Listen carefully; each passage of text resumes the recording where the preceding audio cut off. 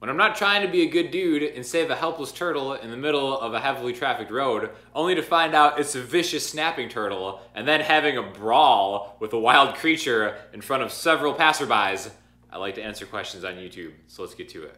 Actually, you know what? No, I'm not done with that one. So here's what happened. Driving by, again, heavily trafficked road. I see something in the middle of the road, swerve around it, look at my rearview mirror. It's a turtle. There's a lot of these turtles in Florida that you'll see. I'm a big turtle fan. Loved the Ninja Turtles growing up. My favorite was Donatello, obviously. So I'm like, all right, oh, it's a turtle. I gotta do something about it. I've seen too many turtles just crushed on Florida roads before. So I pull over, I stop, I get out, I kind of, there's traffic coming, I'm like, oh, hold on. And then it's beautiful. It's like, there are like 4 cars of like, older women that I stopped. And they're all like, oh, what a hero. What an absolute hero saving this turtle. So I get closer and I see it's not the turtle that I thought it was. It's actually this like vicious, deadly snapping tortoise. Which if you've never seen these things are just like awful. Like they'll take your finger off so quick. I've had to deal with them when I worked at a golf course. And they're like some of the nastiest creatures in the world. So I'm in the middle of the road. And these old ladies are already kind of like egging me on. I can't just not save it. So I try to grab it and it's snapping at me, trying to take my fingers off. And I'm like, listen here, freaking turtle, I'm trying to save your life. So usually most turtles have like a spot in the middle of their shell that you can kind of pick them up where they can't get to you.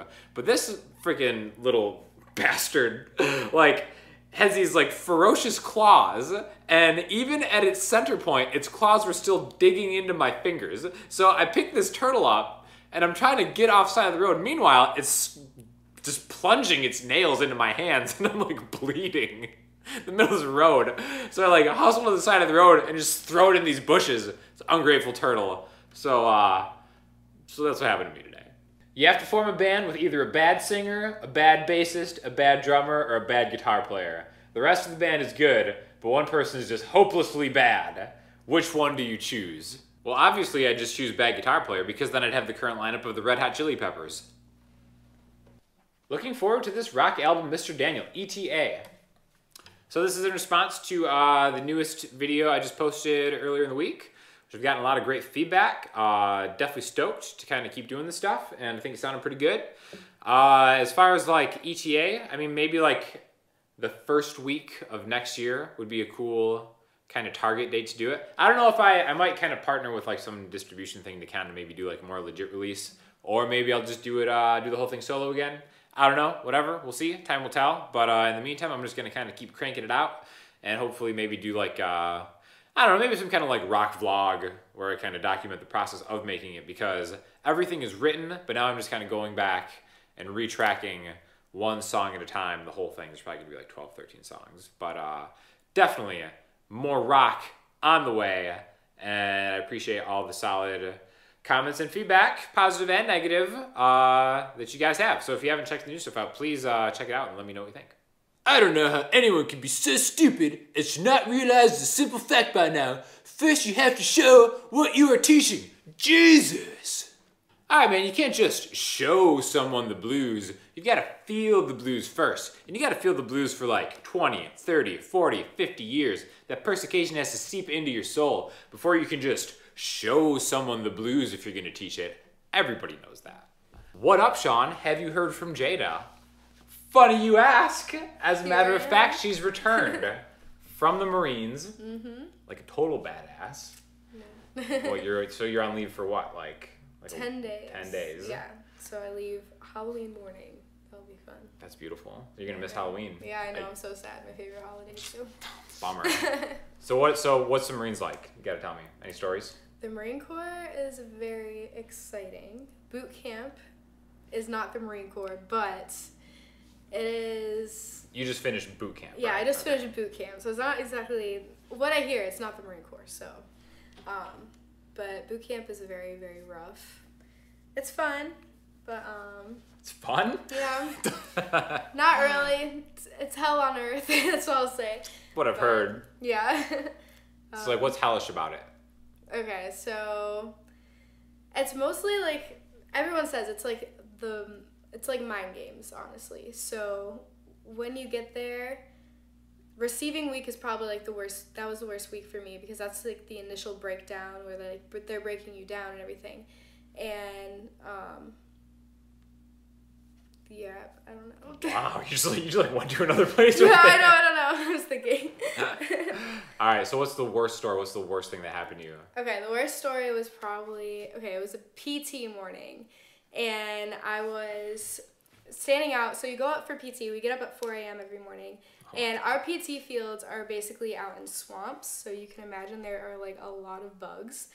And we're standing out there, we're standing in the position of attention, waiting for our commanders to come out and start the PT session and everything. And I didn't have enough time to put on bug juice this morning. So I'm standing out there and there are bugs just like literally eating me alive. And I'm like trying to itch them, like I'm trying to get them off. Like it was like hell. And then my drill instructor comes over, like the one that I don't like the most. And she comes over and she's just like, Wilson, I dare you to touch them. I dare you to touch them. And she was like, swat at them, Wilson. She was like, let them eat, Wilson. Let them eat. Like, right in my ear. And I'm just sitting here, like, literally, like, bawling my eyes out because, like, it hurts so bad. So you had to like, sit there and let bugs just feast on you. Just let them eat me. Like, it was so bad. Yeah. And then I was, like, itching so bad for, like, a week afterwards. It was so bad. That is a lot different than how my life has been the last 3 months. Yeah. I mean, it's been rough. Welcome back. Yeah, I know. Thanks. So what do you got to do next? You got to go back and finish something else, right? Yeah. Or are you done? So you finished basic training. Basic training is over. Now I go to combat training. So combat training. I leave on next Tuesday, and then that I will be learning more in depth. So like more weapons, throwing grenades, stuff like that. So. Of course, naturally. Yeah. But before then, we're going to rock out a few more covers. Mm-hmm. So if you have any solid requests, hit us now because we're going to have like a day yes, please to do it. Mm-hmm. So, and definitely hit her up on Insta or YouTube channel or whatever it is. She rocks it out. Probably the most badass person I know. Good to have you back. Yeah, thanks. A really simple and clear way to explain the technique used so often. A question for the question videos. What got you into teaching on YouTube, and did you teach one-on-one before? Oh, it's time for the origin story. So yeah, I've been teaching one-on-one for longer than I've been making YouTube videos. And it's actually kind of interesting what started the whole YouTube thing. I feel like maybe I talked about this on the live thing before. But basically, it was a couple years ago. I had just finished up writing, recording, and producing that project I did with Andreas, which I will link you to below too. Pack and Go. It was a collaboration I did with Andreas, who's been on the channel a couple times before. Got a bunch of local musicians and stuff like that. And I've always been kind of trying to do like a self-produced singer-songwriter thing, and I was really just kind of learning my chops. Again, I sucked at the beginning. I've gotten, decently better as time has gone on. Always still learning new stuff, staying humble about it. But I clearly remember finishing up that Pack and Go project and being like, okay, this is like a professional, quality-made recording. And for the longest time, I was kind of under the assumption that if you just like make good music or do good work and put it out there, someone's gonna find it. So I thought for the first time I had something that was actually like eligible to be successful, which was like, a pretty cool like milestone for me. So we released it and it got like some play or whatever locally, but like it did absolutely nothing beyond that. So rather than be disheartened, I was like, okay, well, what I've learned is that it's really not the quality of the content that is the main driving thing. It's like really just having an audience. So I was like, well, maybe, if I start making like a YouTube video every week or something, maybe that'd be a good way to maybe, I don't know, get like 200 people that might be interested. That was my goal, to like maybe get like 200 subscribers, because that was about the same time I started working on that cartoon for my own album, because I always got to keep doing some kind of creative project just to kind of keep my sanity. So I started making, my goal was to make like one video a week, and then again, maybe get to like 200 subscribers. That'd be pretty cool. I had one video that I had done just kind of like for some of my students that I just put up on YouTube just because I had no idea how YouTube worked. I was just really essentially just using it to host this one video that was kind of like how to build chords for the major scale, which I thought was like, I thought it'd be a good kind of like thing just to have to like share with my students. I didn't even think anybody would kind of like check it out aside from people that I would like literally share it with. So every now and then, like maybe like once every 3 weeks, I would get an email from Google or YouTube saying that like, oh, you got a new subscriber somehow. And I'm like, oh, that's cool. So I had kind of like, I had like 15 to 20 subscribers to start off with. And I remember I was, I was making a video week. I was trying to do a good job. Some of the earlier videos, I think, still were pretty good. I mean, I definitely didn't have the flow down like I do now. But, you know, they're still kind of quality videos. But, again, like, nobody was really watching them. And every time I would get a subscriber or comment, I'd get an email to my phone from YouTube. So it'd always be kind of cool when somebody would subscribe. And then I remember very clearly one night, I was at my girlfriend's place at the time, and I would get absolutely no cell phone reception at all, zero cell service. So, and she didn't even have like Wi-Fi at the time. It's pretty weird. But I remember I was leaving her house, it was maybe like 11 at night, and the second I got back into like service area, my phone just started blowing up with like hundreds of emails from Google, like you got a new subscriber. So instantly I'm like, there must be some kind of glitch going on right here. I was either like, this is like a glitch, or somehow like my mom or my sister found a way to like buy me subscribers to like make me feel better about my life. And I get home and you can check like your real-time stats on YouTube. And it turned out that the video I have called Learn 100 Chords in like 8 minutes was getting like thousands of views or something like in real time. And I was like, well, this is interesting.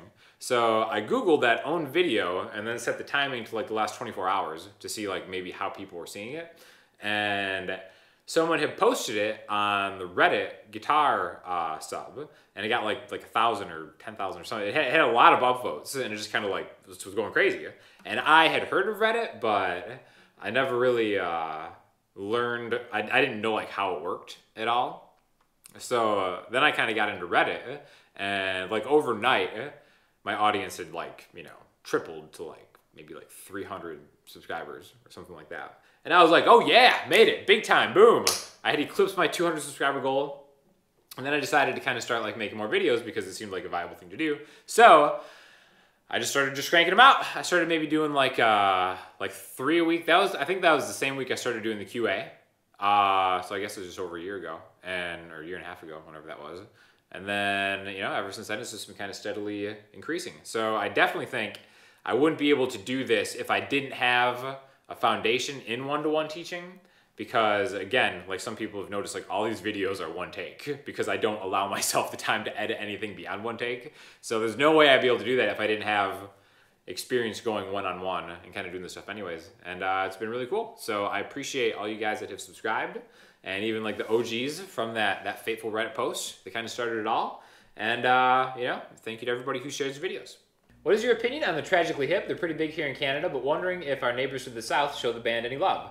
Unfortunately, their vocalist, Gord Downey, just lost a battle with cancer, so if you are a fan, think it would be nice to feature them in your next listening homework. I can say with 100% certainty that America does not give a crap about the Tragically Hip, and it's so stupid. This is a band I had not even heard about until some of the Canadian listeners were kind of like turning me on to that. So yeah, I didn't even know he died until I saw this comment, which just kind of goes to show how underrated this band truly is. So again, really kind of, I don't know, I would say kind of like trailblazers for the genre. Again, since I got into them so late, I don't know if that's an accurate statement, but that's just kind of what I seem to gather from people who I've talked to about them and kind of the stuff I've listened to. But definitely a band that is totally worth checking out. So yeah, I'm going to do that in listening homework right now. So definitely check out this Tragically Hip song. I think it's one of the better ones I've heard. Again, I haven't been able to go through their whole discography yet, but it's something I'm looking forward to getting into. And if you like it, definitely show them some love. Because, I mean, come on, Canadians are the best, right? So if you have any questions or comments, hit me up in the comment section, Instagram, Twitter, the website, and I'll talk to you all soon. Thanks a lot.